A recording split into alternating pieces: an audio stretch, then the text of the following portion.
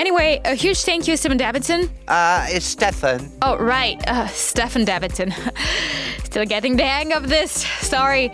And thanks for introducing us to this fascinating new mixology trend. Faux mocktails, which, just to remind everyone, are mocktails with alcohol. Thanks, Stephen. That was Lauren, your new favorite mixology podcast, hosted by me, Lauren Duplessis.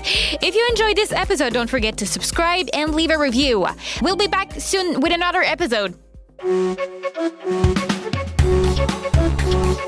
Lauren and Hardy. Episode 1, where Lauren meets a quirky gentleman.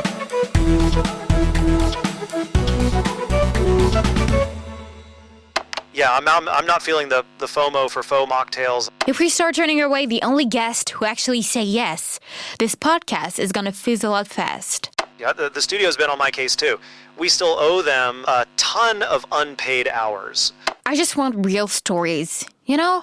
Not all these gimmicky trends, but it's not like our golden opportunity just gonna walk through the studio door like in the movies. Yeah.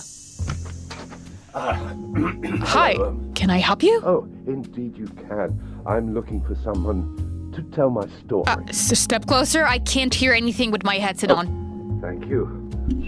Oh, yes. You see, I don't want a loud, obnoxious commercial. I want my story to be heard, truly heard. Yeah, but right now we're hearing it way too loud. Oh, How about now? Closer, but not that far. my apologies. In my time, none of this existed. Look, what exactly do you want? I don't have much student time left, and it's expensive. Well, here's my proposition.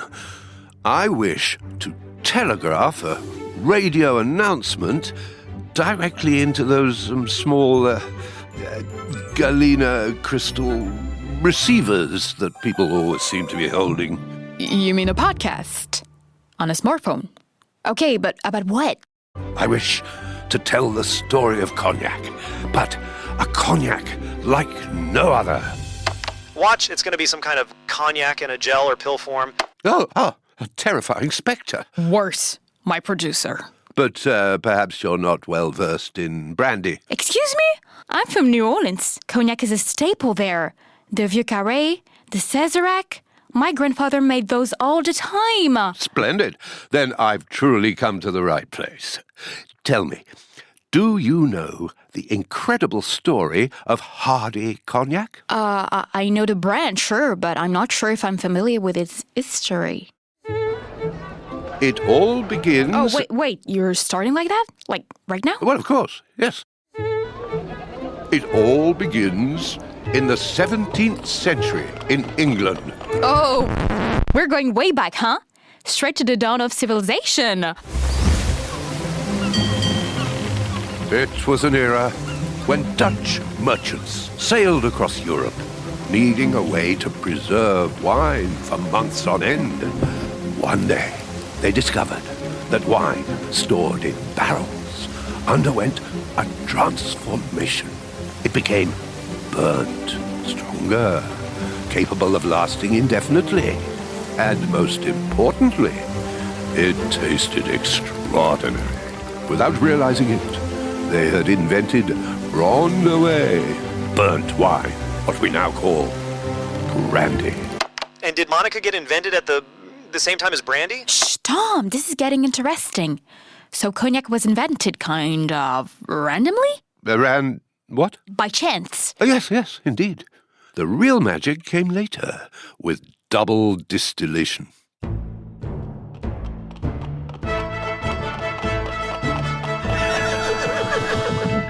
Once upon a time, in the land of Sergonzac, Charente, a knight named Chevalier de la Croix-Marron had a dreadful nightmare. He dreamt that the devil himself tried to seize his soul by boiling it alive. Classic devil move. But his soul resisted the first boiling, forcing the devil to subject it to a second. When he awoke, the knight applied this vision to the wines of Charente, thus pioneering double distillation. Double distillation is the process of heating white wine twice in a copper still, first to obtain the bouillie, and then again to extract the heart of the distillation, a refined, aromatic eau de vie. Oh, so it removes impurities and concentrates the alcohol. Oh, yes, but more importantly, it produces a brandy of unparalleled complexity. And it was precisely this taste that fascinated an English gentleman in the 19th century, one Anthony Hardy. An Englishman, but isn't cognac like French to its core? Indeed, but this man was a wine merchant traveling across Europe. And then he developed a sudden and, well, rather whimsical passion for France. He settled in the very town of Cognac, which gave the spirit its name, and took on a French identity, calling himself Antoine. Antoine? Antoine. Anton? Antoine. Andrew. That's not even the same name. Anyway, once in France, Tony studied the art of the master blenders and discovered he was a true goldsmith of flavors and aging. But at the end of the day, cognac is just cognac, right? Oh, wrong. Here, I have a bottle. Taste it. All right, here goes. Oh, wow. On the nose, I'm getting bright flashes of candied citrus, waves of vanilla, and a delicate haze of freshly ground coffee. And then, on the palate, velvety, smooth notes of dried apricots, pure, soft, and fruity, silky. Oh, a spark of spice, cinnamon, a touch of white pepper, tingles, it's vibrant. The finish linger, warm, comforting, and there's something else. Something I can't quite put my finger on. Whoa. Okay, my bad. That is not just cognac. What is this? This is a hardy perfection. And the name is no idle boast. It contains only eau de vie from before 1870, before the phylloxera. The what now? Well, we'll get to that. So, then, it's settled. Shall we do this show together? I mean, telling the story of an exceptional spirit is kind of my dream, but I need a twist. Oh, I have a twist. Anthony Hardy, born in 1823, is me. What? You're good. I almost bought that for a second. Oh, you shall believe it. Mark my words. Now, what say you? Shall we embark upon this grand radiophonic expedition together?